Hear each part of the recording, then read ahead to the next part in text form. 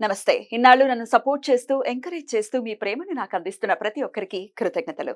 అలాగే ఈ వీడియో కూడా ఖచ్చితంగా మీకు ఉపయోగపడుతుంది. లైక్, షేర్ అండ్ సబ్స్క్రైబ్ చేసి మీ సపోర్ట్‌ని నాకు అందించండి. అలాగే ఈ వీడియో పట్ల మీకున్న అభిప్రాయాన్ని కామెంట్ సెక్షన్‌లో కామెంట్ చేసి తెలియజేయండి. ఇప్పుడు వీడియోని చూద్దాం.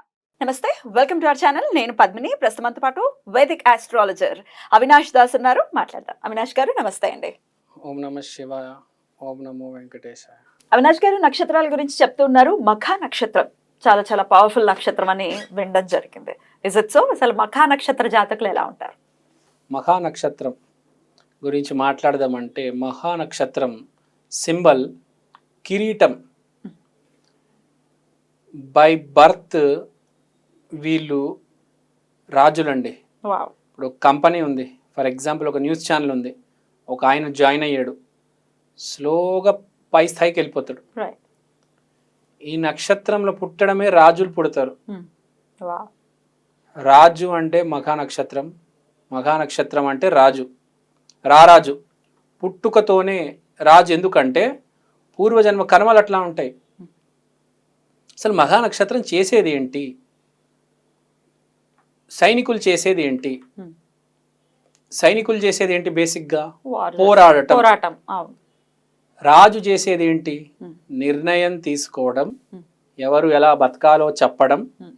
ఇది ఈ పవర్ వీళ్ళలో చాలా బాగుంటుంది. వాళ్ళు ఏ ఫీల్డ్ లో అయినా ఉండనివ్వండి, వాళ్ళు ఏ ఫీల్డ్ లో అయినా ఉండండి, డెసిషన్ మేకర్స్ అవుతారు, CEO అవుతారు. మోస్ట్ టాలెంటెడ్ వీళ్ళే ఉంటారు. వీళ్ళ మీద వీళ్ళ కింద అనేది ఉండదు. ఇంకా వీళ్ళే రారాజు. ఇప్పుడు వీళ్ళు ఏంటంటే ఒక అబ్బాయి పుట్టిన తర్వాత ఒక రాజు కుటుంబంలో 21, 22 వయస్సు లేకపోతే 25 ఏళ్ళు వయసు వచ్చినాక వాడికి యువరాజుని చేస్తారు. కరెక్ట్ ఆ టైంని మఘా నక్షత్రం యాక్టివేట్ అయింది అంటారు. మనం చూసుకుంటే ఆర్డర్లో సో కరెక్ట్ 10వ ఘట్టం అన్నమాట. పుట్టిన తర్వాత 10th నక్షత్రం ఇది. సో పుట్టిన తర్వాత 10వ ఘట్టం అన్నమాట. మనం మొదలెట్టాం కదా, అశ్విని, భరణి, కృతిక, అలా 10వ నక్షత్రం. రోహిణి అంటే పిల్లోడు పుట్టాడు, అట్లా అట్లా అట్లా అట్లా వచ్చి 10వ నక్షత్రం కరెక్ట్ మహాగా ఆ పిల్లవాడిని సింహాసనం ఎక్కించి కిరీటం పెట్టడం. ఈ నక్షత్రం కూడా ఎక్కడుంది? సింహరాశిలో ఉంది. సింహాసనం మీద కూర్చోపెట్టడం. సింహరాశిలో నక్షత్రం ఉంది కాబట్టి సింహాసనం మీద కూర్చోపెట్టి కిరీటం ఎక్కిస్తాం. మాఘా నక్షత్రం అంటే హార్ట్ ఆఫ్ ద లయన్. మనకు సింహరాశి అంటే ఏంటి? అదొక డబ్బా అనుకుంటాం ఆ జాతక చక్రంలో. అది డబ్బా కాదు, అక్కడ ఒక సింహం ఉంది. కరెక్ట్ ఆ సింహం హార్ట్ ఉంటుంది చూడండి, అక్కడ ఒక స్టార్ ఉంది, దాని పేరే మఖ. అందుకనే మఖా నక్షత్రం అంటే హార్ట్ ఆఫ్ ద లయన్. ఇప్పుడు ఒక జంగల్ తీసుకుంటే రకరకాల యానిమల్స్ ఉన్నాయి, కానీ కింగ్ ఎవరు? Lion is the king of the forest. So దీని రిప్రజెంటేషన్ లయన్.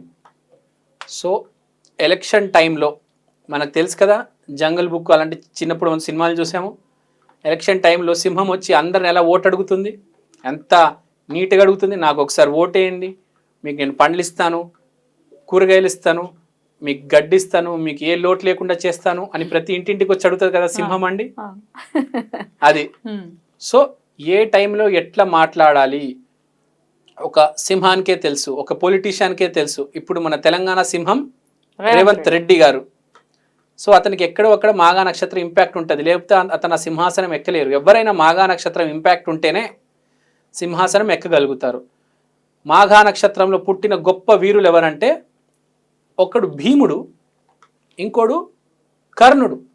కర్ణుడు కూడా మఖా నక్షత్రం.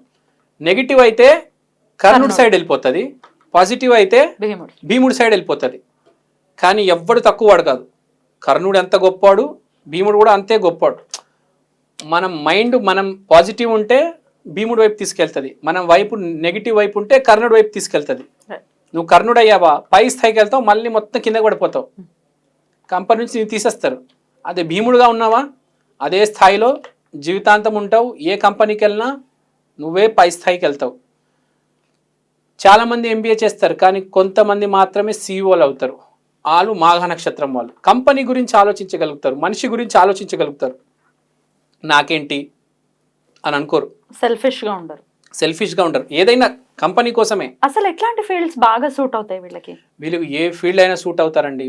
వీళ్ళు సెల్ఫిష్ కాదు, వీళ్ళు వాళ్ళు పనిచేసే దగ్గర అక్కడ ఉండే మనుషుల కోసం పనిచేస్తారు, వాళ్ళ కోసం వాళ్ళు ఎప్పుడు పని చేయరు. ఇప్పుడు ఒక మనిషి కోసం చేస్తారు, డబ్బు గురించి ఆలోచించరు. ఇప్పుడు ఫర్ ఎగ్జాంపుల్ ఒక షూటింగ్ జరుగుతుంది, ఒక ఆర్టిస్ట్ ఉన్నారు, ఏదో చిన్న తప్పు చేశారు, పోనీలే 5,000 3,000 అయిందా ఇచ్చేవాడికి. ఆర్టిస్ట్ మనుషుల కోసమే ఆలోచిస్తారు ఎప్పుడు. రాయల్, రీగల్, పాస్ట్ లైఫ్ డెప్ట్ ఉంటుంది వీళ్ళకి, ఒక పాస్ట్ లైఫ్ డెప్ట్ ఉంటుంది. నేను ఈ కంపెనీకి వచ్చి ఈ కంపెనీని ఇంతవరకు పైకి తీసుకెళ్ళాలి అని. ఇప్పుడు మా టీవీ కావచ్చు, ఈటీవీ కావచ్చు, TV9 కావచ్చు, రెడ్ టీవీ కావచ్చు, ఏ కంపెనీలైనా ఒక అధికారి ఒక మంచి స్థాయిలో ఒక CEO పొజిషన్లో పెడతారు.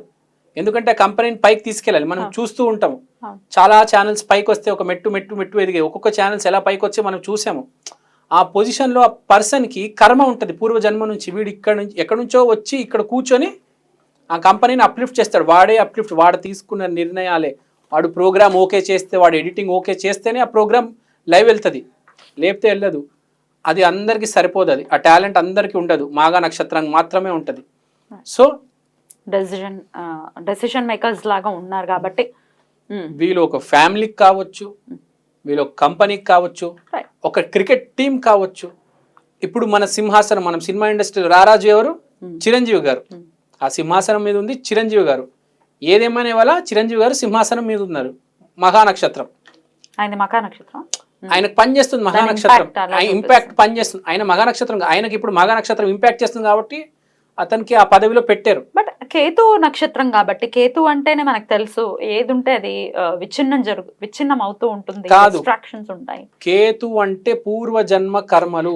చిరంజీవి గారికి పూర్వజన్మ కర్మ ఉంది. ఎక్కడో ఉండాల్సిన అతను ఎక్కడైనా ఉండొచ్చు, కానీ ఏ దేశంలో అయినా ఉండొచ్చు, కానీ ఈ దేశంలో ఇక్కడ తెలుగు వాళ్ళ కోసం వచ్చి ఇండస్ట్రీని, అతను ఏ దేశంలో, ఆఫ్రికా, యూరోప్ ఎక్కడైనా రావచ్చు,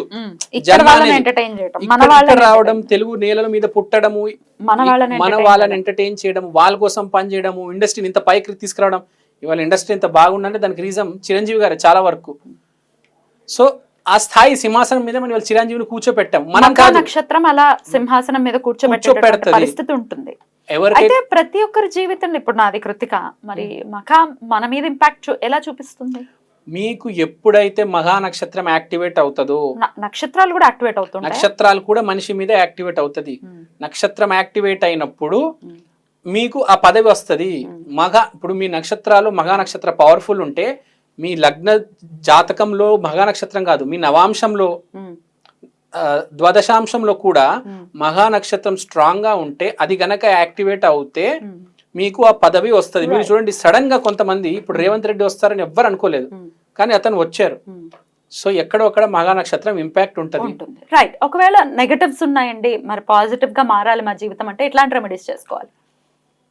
ఇప్పుడు పాజిటివ్ గా మారాలి అంటే నేను ఒకటే చెప్తానండి. ఇప్పుడు కర్ణుడు మనం చూసాము, ఏమయ్యాడు? ఇప్పుడు కర్ణుడు తక్కువవాడు ఏం కాదు.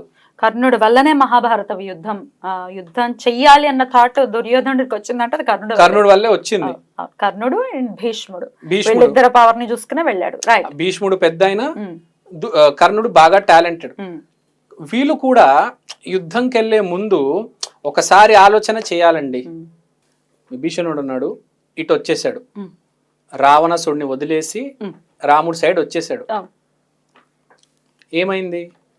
పాజిటివ్ సైడ్ వచ్చాడు, బాగున్నాడు, లంకకి రాజు అయ్యాడు. కర్ణుడు ఏం చేశాడు? అధర్మాన్ని పట్టుకున్నాడు. చివరికి ఏ గతి ఏమైంది చూసాము. అతను తిరిగినటువంటి చేసినటువంటి సాంగత్యం దుష్ట సాంగత్యం, ఆబ్వియస్ గా ఏమైపోయింది, పతనం అయిపోయాడు.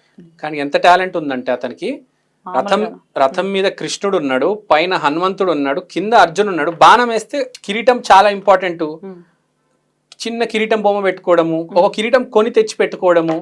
అది కాకుండా మఘా నక్షత్రం వాళ్ళకి ఫస్ట్ నుంచే తెలుస్తుంది. ఒక 10-15 మంది ఫ్రెండ్స్ ఉన్నా వాళ్ళందరినీ కంట్రోల్ చేసి డామినేట్ చేసి కొంచెం పై స్థాయిలో ఎప్పుడు ఒక లీడర్ లాగా ఉండేది మఘా నక్షత్రం. వాడు ముందు నుంచే తెలుసు వాడు లీడర్ అని, వాడు కింగ్ అవుతాడని. ఏ ఫీల్డ్కి వెళ్ళినా, ఇప్పుడు కెమెరామ్యాన్లు చోటాకే నాయుడు గారు, సినిమా ఇండస్ట్రీలో చిరంజీవి గారు, అక్కడ మోడీ గారు, ఇక్కడ రేవంత్ రెడ్డి గారు, వాళ్ళకి ముందే తెలుస్తుంది.